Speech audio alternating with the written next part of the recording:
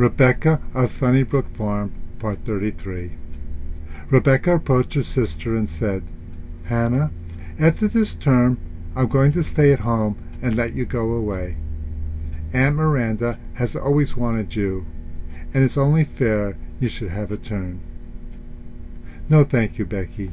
Mother couldn't do without me, and I hate going to school.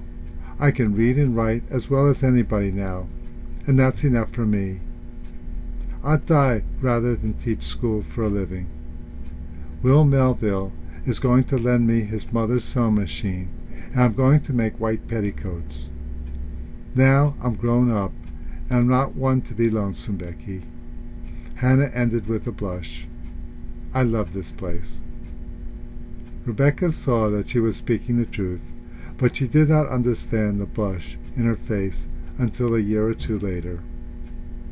There was yet another milestone. It was the coming of the Reverend Amos Butch and his wife, returned missionaries from Syria, to Riverboro. The Missionary Society had called its meeting for Wednesday. Both Miranda and Jane had taken cold and decided they could not attend. This worried Miranda, because she was an officer of the society. She decided that Rebecca must go to the meeting. "You'll be better than anybody, Rebecca," she said. "You must go and represent the family. Be careful how you behave. Bow your head in prayer. Sing all the hymns, but not too loud. Tell everybody what awful colds we have." Rebecca willingly agreed.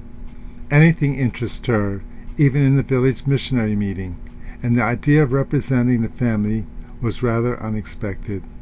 The service was held in the Sunday school room.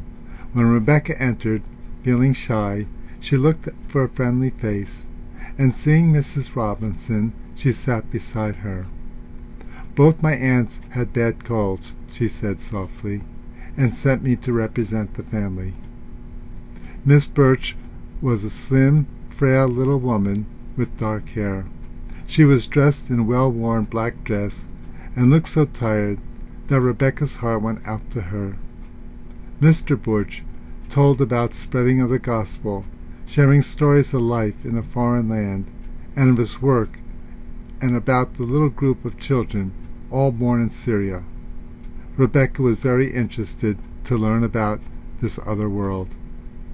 At the end of the meeting, Mr. Robinson mentioned, "We will be glad to stay and tell you more about the Lord's work."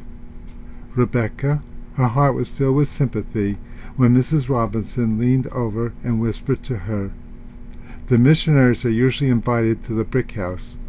Your grandfather let them sleep there when he was alive."